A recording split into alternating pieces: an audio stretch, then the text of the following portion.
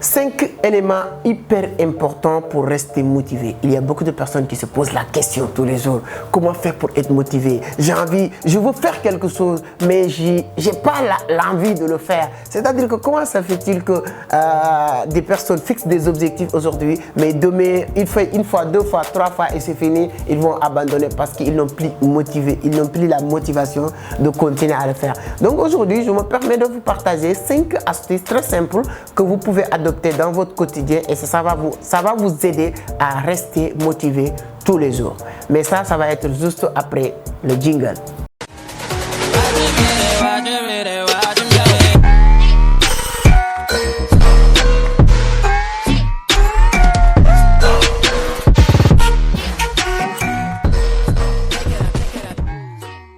Alors, merci beaucoup, mais si c'est la première fois que vous tombez sur mes vidéos, moi je m'appelle Amadou Seck, fondateur de Vision d'Afrique, initiateur du club Entreprendre Autrement. Ici, on parle de business, d'investissement, de l'entrepreneuriat, de la crypto-monnaie. Souvent, on parle des astuces comme aujourd'hui, mais j'ai décidé aussi, dans tous mes différents réseaux, de soutenir aussi ceux et celles qui se battent pour la cause des Africains, pour la cause de ce continent. Donc, je vais commencer de temps en temps de relier les messages, les informations de ces grands hommes.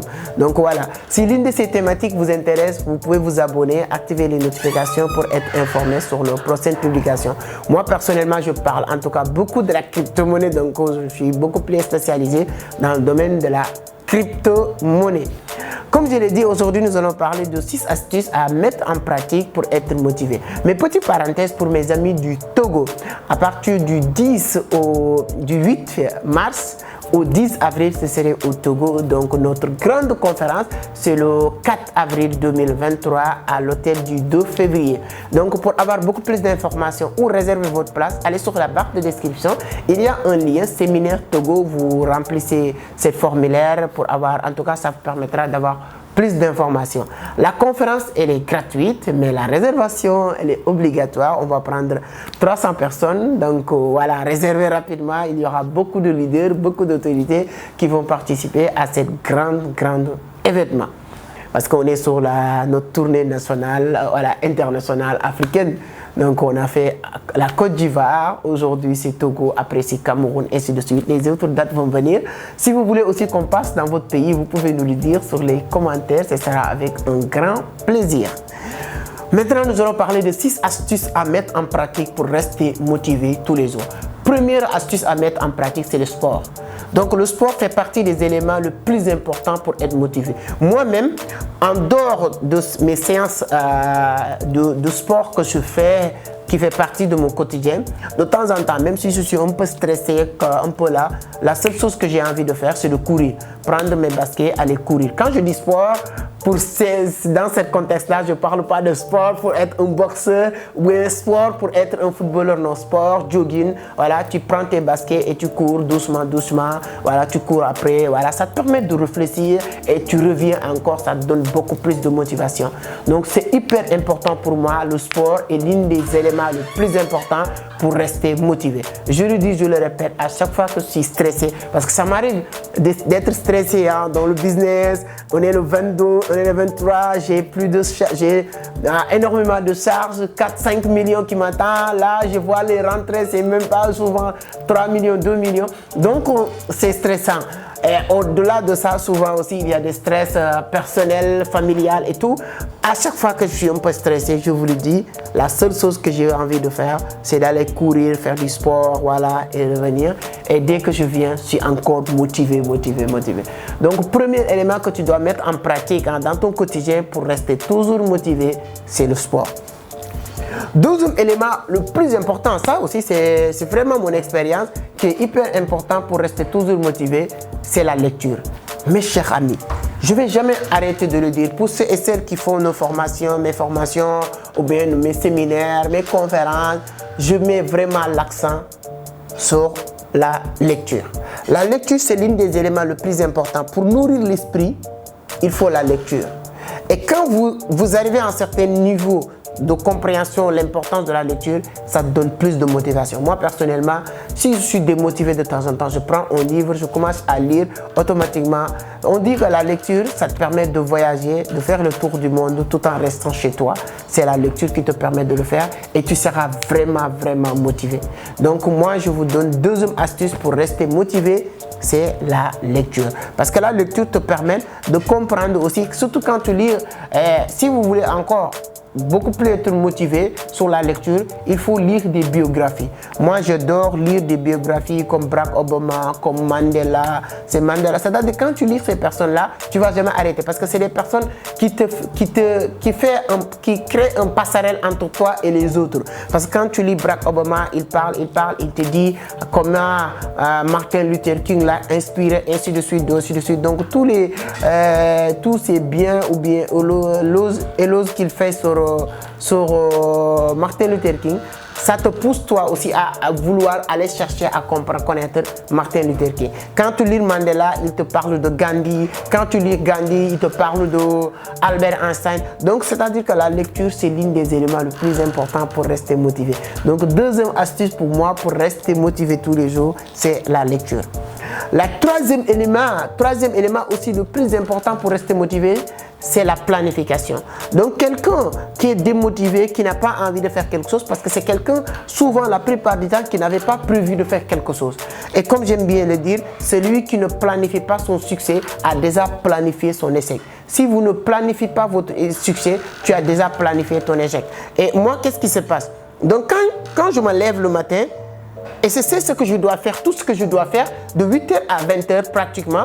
Donc là, la démotivation n'a pas sa place à cette journée-là. Imagine-toi, je me lève le 6h du matin. Moi, quand je me lève à la maison, 6h, c'est 6h comme ça, je fais la lecture vite fait, je me prépare. Là, je dois aller au bureau. Quand j'arrive dans mon bureau, de 8h à 9h, 10h, nous, c'est des séances de lecture avec toute l'équipe de Vision d'Afrique. On termine les séances de lecture, j'entre dans mon bureau, on prend un petit déjeuner. Ensuite, je regarde mes réseaux sociaux dans cet intervalle, répondre quelques messages sur WhatsApp et je me concentre sur le travail jusqu'à 13h, 14h, on a le repas. Après le repas, je dois faire, si je dois travailler sur des textes de vidéos, je le fais. Si tel n'est pas le cas, il y a 3 personnes que je suis en train d'accompagner sur la création de contenu qui vont venir maintenant pour faire leurs vidéos.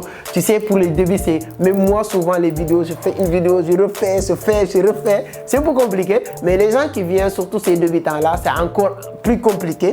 Donc pour dire que je sais ce que je dois faire au fait. Donc là, la démotivation n'est pas sa place. Donc la planification, c'est l'une des astuces aussi qui peut te permettre de rester motivé toute la journée.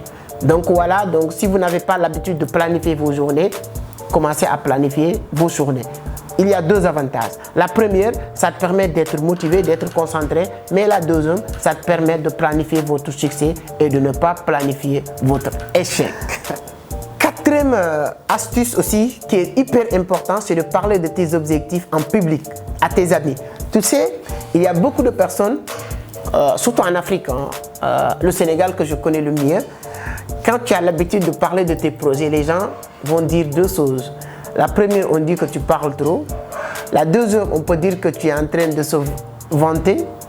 Ou bien la troisième, on peut te dire que non, on ne parle pas de nos projets. Il y a des sorciers. Il y a des gens, quand on sait ce que tu as envie de faire, tu ne vas jamais le faire. Ce n'est que des pures conneries. Quand tu parles en public de ce que tu as envie de faire, là, tu es motivé. Pourquoi? Parce que nous sommes tous des êtres humains. Quand tu viens avec tes amis, tu dis que voilà, moi, là, demain, je dois faire ça. Demain, tu vas te battre pour le faire parce que tu ne veux pas que les gens disent que tu avais dit que tu vas faire ça et tu ne l'as pas fait. Donc, c'est l'un des éléments qui permettent à quelqu'un d'être vraiment motivé. Et deuxième avantage de ça, ça te permet d'atteindre tes objectifs. Quelqu'un qui se lève comme ça, dire que voilà, tu te lèves, tu ne sais pas quoi faire, ou bien tu dis dans ta tête, demain je veux faire quelque chose. Il n'y a rien qui t'oblige de le faire. Mais quand tu parles publiquement de ce que tu dois faire ou ce que tu veux faire demain, il y a quelque chose déjà qui t'oblige de le faire, c'est ta parole. Il n'y a personne qui aime donner sa parole gratuitement sans le respecter. Tout le monde, quand on donne notre parole, on veut le respecter. Et quand vous parlez de vos objectifs, vos projets, en public, à vos amis, dans le bureau, c'est hyper important. Souvent, ça m'arrive de dire au bureau avant de descendre, ok, demain, tout le monde est là, tous les membres de l'équipe. Ok, demain, moi, de 10h à fille, je fais ça, 11h, je fais ça, 13h, je fais ça, je vais faire ça. Donc, souvent, ça m'arrive souvent de ne pas faire tous ces éléments-là. Mais je suis dans l'obligation de le faire et je vais tout mettre pour faire tous ces éléments. Pourquoi? Parce que je dis que je suis avec mes amis, je suis avec mes collègues, avec qui on se respecte. On ne peut pas dire qu'on fait ça, ça, ça, ça, et je viens croiser le bras sans le faire. Donc, même si je n'arrive pas au bout de tout ce que je voulais faire, eux-mêmes, ils savent que vraiment, je fais l'essentiel. Depuis que je suis arrivé, je n'étais pas en train de dormir ou se reposer. J'ai travaillé dur. Donc, c'est-à-dire que ça te permet d'atteindre vos objectifs. Et ça, la démotivation n'a pas sa place si vous parlez en public de vos activités. Même si vous êtes démotivé, tu vas te lever parce que tu ne veux pas que je vienne pour vous dire, mon frère, hier tu m'as dit que aujourd'hui on va aller jouer du football et tu ne l'as pas fait. Pourquoi? C'est-à-dire que, et même ça, c'est-à-dire que tu es avec tes amis, on dit que demain on va aller jouer du football. Dis que, tant que tu dis rien, tu peux dormir, hein? Tu dis que voilà, moi j'ai pas envie. Mais quand vous dites à tous tes amis, non, demain on va partir jouer, tu veux plus que tes amis te voient comme un menteur ou bien tes amis te voient comme quelqu'un qui dit des choses qui ne respecte pas ta parole. Donc c'est hyper important. Il y a des risques quand même, quelque part, mais c'est important de permettre quelqu'un de faire ce qu'il faut faire à temps et de ne pas d'être démotivé. Cinquième aussi astuce qui est très important pour être motivé, pour rester motivé, c'est d'avoir des mentors. Je ne dirais pas d'avoir un mentor, mais des mentors. Quand tu as des mentors, quand vous voulez être démotivé, quand vous pensez à ces personnes-là, tu n'as plus le droit d'être démotivé. Parce que tu sais que tu n'es pas encore atteindre leur niveau. Et toi, quand on dit mentor ou modèle, ça ne veut pas dire que tu suis quelqu'un éternellement. Moi, je ne considère pas, je ne prends pas qu'un modèle ou mentor comme ça. Moi, je dis qu'un mentor, c'est quelqu'un que tu dois, qui t'inspire et qui te coach ou bien qui t'inspire de loin. Et toi, ton objectif, c'est d'arriver à son niveau. Mais malheureusement, ce que je vois en Afrique, beaucoup de gens qui prennent des mentors comme Dieu, qui prennent un mentor comme celui-là, ce qu'il a fait, tu ne pourras jamais le faire. Ça, c'est des fausses. C'est-à-dire que tu n'as pas compris ce qu'est un mentor ou mentoring. Moi, tous mes mentors, toutes les personnes que je considère comme mentors, mon objectif, c'est de faire exactement au plus que ces personnes-là. Il faut que ça soit clair. Mais quand tu me prends exemple, je peux être ton mentor peut-être. Voilà, ça me va, c'est des blagues. Mais disons, c'est juste pour prendre un exemple. Quand tu me prends comme mentor et tu penses que moi je dois te guider à toute ta vie, tu n'as rien compris, mon gars.